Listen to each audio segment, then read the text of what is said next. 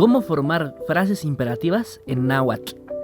El modo imperativo sirve para dar órdenes o pedir algo.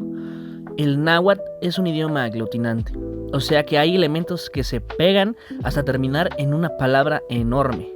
Y para crear una frase imperativa se agrega shi al principio de la palabra. Titlahtoa podría significar tú hablas o nosotros hablamos. Xititlahtoa podría significar habla o hablen. Titlacuas significa tú comes o nosotros comemos. Xititlacuas podría significar come o coman. Así que vamos a armar una frase nosotros. Momachtia es el verbo aprender. Si agregamos ti al principio, es una conjugación del verbo. Sirve para conjugar en segunda persona singular, o sea, en el pronombre tú, o en primera persona plural, o sea, en el pronombre nosotros.